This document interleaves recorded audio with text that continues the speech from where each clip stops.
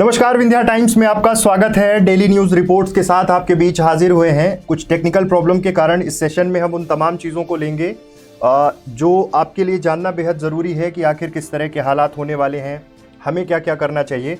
दरअसल 20 अप्रैल के बाद जो ग्रीन कॉरिडोर है, जो ग्रीन एरिया है, उसको में छूट दी जाएगी।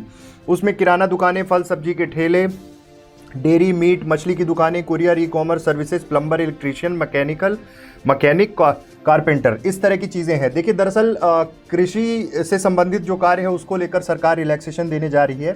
विशेष रूप से जो ग्रीन जोन है, जहां पर एक भी कोरोना के पॉजिटिव पेशेंट नहीं है।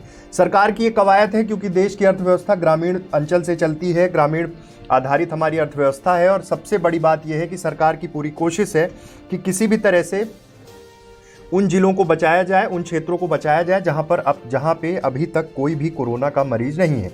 ये सेवाएं पहले की तरह चलती रहेंगी, मतलब बैंक, एटीएम, पेट्रोल पंप, रसोई गैस, अस्पताल, मेडिकल स्टोर। देखिए, अभी लोगों में बहुत सारा कंफ्यूजन है।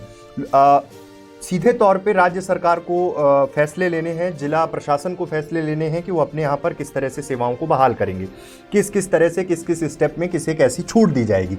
ये पूरी कवायद इसलिए राज्य सरकार को सौंपी गई क्योंकि राज्य ये निर्धारित कर सकते हैं कि किन जिलों में किस तरह की सिचुएशन है, किन जिलों में लॉकडाउन में थोड़ा सा नरमी बरती जाए, किन जिलों में छूट को व्यवस्थित ढंग से दिया जाए।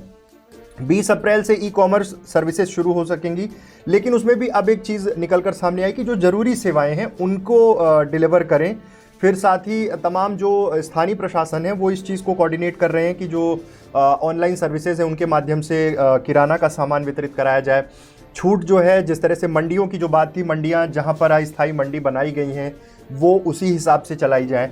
ये जो पूरी कवायद है ये सिर्फ इसलिए है कि जो ग्रीन जोन है उनको सुरक्षित रखना है, और जहां पर बाकायदे पूरी टीमें तैनात हैं, चाहे ऑरेंज और रेड जोन हो, वहां पर काम कर रही हैं, वहां पर लॉकडाउन उसी तरह रहेगा। प्रधानमंत्री ने अपील की थी कि 20 तक आपको साबित करना है, खास तौर पर उन जिलों को जहां पर एक भी केस नहीं है, वहां पे कोई केस नहीं होना चाहिए, कोई पॉजिटिव पेशेंट नहीं मिलेगा तो फिर कुछ नरमी बरती जाएगी। 3 मई तक के लिए पाबंदी ट्रेनों में, मेट्रो रेल, उड़ानें, auto rickshaw, cab services, cinema hall, mall, gym, bar, school, college, coaching institution, धार्मिक आयोजन, धार्मिक स्थल, इनमें सीधे तौर पर 3 मई तक पूरी तरह से पाबंदी है। तो ये एक बड़ी खबर है कि आप बिल्कुल भी देखिए, विशेष रूप से उन जिलों को से हम ये अपील करना चाहते हैं जो ग्रीन जोन है।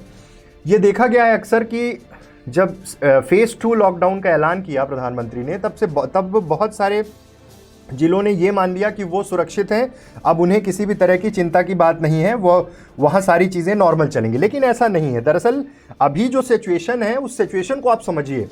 हम जिस दौर में हैं, हम अगर मध्य प्रदेश की बात करें, मध्य प्रदेश में जिस स्पीड से आंकड़ा बढ़ रहा है, इंदौर के हालात किसी से छुपे नहीं है, भोपाल में जिस तरह की सिचुएशन है, लोग रिकवर कर रहे हैं। लेकिन आप सोचिए, जो वॉरियर्स हमारे लिए काम कर रहे हैं, अगर हम एक गलती या एक लापरवाही करेंगे उससे कितनी मुसीबत हो जाएगी।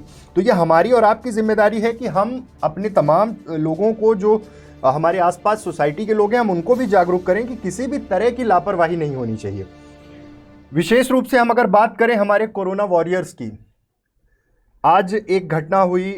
कल मुख्यमंत्री ने संदेश दिया कि प्रदेश में जिस तरह से कल के दिन एक भी कोरोना संक्रमित मरीज की मौत नहीं हुई, मुख्यमंत्री आश्वस्त थे। उन्होंने संदेश दिया कि स्थिति धीरे धीरे सुधर रही है और सब के अंदर एक सकारात्मक ऊर्जा का संचार हुआ। लेकिन देर रात टीआई देवेंद्र चंद्रवंशी, जो जूनी इंदौर में थाना प्रभारी थे, उनकी कोरोना संक्रमण के बाद उन्हें भर्ती किया गया था। उनकी मौत के बाद चौतरफा मातम का माहौल हो गया। पूरा प्रदेश इस घटना से आहत था, क्योंकि हमारे जो वॉरियर्स हैं, चाहे पुलिसकर्मी हो, चाहे स्वास्थ्य कर्मी हो, चाहे सफाई कर्मी हो, ये जिस लगन के साथ, जिस शिद्दत के साथ काम कर रहे हैं, तो हम और आप सिर्फ उनका मनोबल बढ़ाएं। ये घटना हुई, उसके बाद तमाम ऐलान किए गए। मुख्यमंत्री ने ऐलान किया, रोजगार की बात हुई, उस पीड़ित परिवार को मदद देने की बात की गई। लेकिन एक मन में एक टीस रह गई, एक दुख हुआ कि आज हमारे जो ये वॉरियर्स लड़ रहे हैं, ये किन परिस्थितियों में लड़ रहे हैं और क्या स्थितियां निर्मित हो रही हैं। उसके बाद भी अपनी ड्यूटी पर डटे हुए हैं। कोरोना संक्रमित मरीजों के संपर्क में आने के बाद वो कोरोना से संक्रमित हुए और उन्होंने कल रात लगभग 2 बजे उनकी मौत हो गई, जिसके बाद आज पूरा दिन बहुत दुखद माहौल रहा। पुलिस डिपार्टमेंट बहुत सदमे में था। तो हम और आप सबसे ये रिक्वेस्ट कर रहे हैं कि ये पुलिसकर्मी, ये स्वास्थ्यकर्मी, ये सफाई कर्मी सिर्फ हमारी और आपकी सुरक्षा के लिए, हमारी और आपकी बेहतरी के लिए डटे हुए हैं। हम इनका मनोबल बढ़ाएं। कल हमने देखा था कि रीवा ग्रामीण क्षेत्र में जिस तरह से सिमरिया में हमारे स्वास्थ्य कर्मियों, पुलिसकर्मियों सबका सम्मान किया गया, उनका मनोबल बढ़ाया गया। ये देखिए एक ऊर्जा मिलती है इससे। इसलिए हम और आप अगर लापरवाही करने पे उतरेंगे तो ये फिर चल नहीं पाएगा, ये फिर खराब चीज़ कहलाएगी। आज सबसे बड़ी चीज़ ये है, जो ये ग्रीन जोन है, यहाँ पर लापरवाही आए दिन ऐसी खबरें आती हैं, ऐसा देखा जाता है कि लोग कुछ ना कुछ लापरवाही कर रहे हैं। ये सही नहीं है हमारे लिए, क्योंकि हम अगर ग्रीन जोन में हैं, विंध्य क्षेत्र की अगर बात करें, ग्रीन जोन में हैं, तो इस जोन में बने रहना बहुत ज़रूरी है। आप सोचिए रीवा शहर में जिस तरह का आलम है, ग्रामीण क्षेत्रों की बात करें तो कल एक जो तस्वीर सामने आई सिमरिया से, सिमरिया में जनप्रतिनिधियों ने जिस तरह से स्वास्थ्य कर्मियों पर फूल बरसाए, पुलिसकर्मियों को सैल्यूट किया, पैर छुए, ये उनका मनोबल बढ़ाने के लिए ये हमारी ताकत है। शायद हमने विरासत में हमें यही सब कुछ मिला है कि हम जो हमारे लिए आज डट कर खड़े हैं, हम उनके अप्रिसिएशन में उनका मनोबल बढ़ाने के लिए सामने आए। रीवा से एक खबर ले रहे हैं। रीवा में कोरोना सस्पेक्ट पेशेंट्स को जो लेके आते हैं, यानी वो एम्बुलेंस में जो कर्मचारी कार्यरत हैं, उनसे जुड़ी हुई खबर है। उनको किसी भी तरह की किट नहीं दी गई है, सिर्फ मास्क है उनके पास और ग्लव्स है।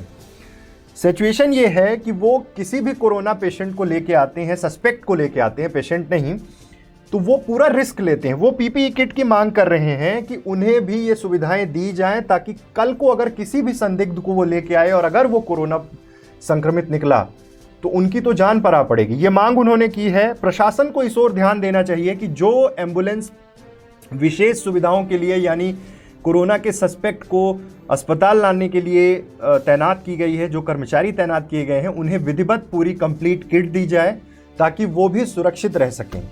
और उम्मीद करते हैं कि ये जो ग्रीन जोन हम बने हुए हैं, खासकर विंध्य क्षेत्र, इसको बनाए रखना है।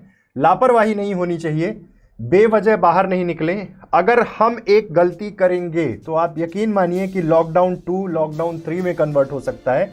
इसलिए ये अपील है कि घरों में रहें, सुरक्षित रहें। सरकार इस ओर कवायद कर रही है कि धीरे धीरे करके उद्योगों को शुरू करें, क्योंकि एक अर्थव्यवस्था जिस तरह से चरमराई है कोरोना के कारण, और उसके पहले की भी स्थितियां आपके सामने रही हैं, तो आज सबसे बड़ी ज़रूरत है कि हम इन तमाम चीज़ों को बचा पाएं। इसी में हमारी और आपकी बेहतरी है। बहुत बहुत धन्यवाद।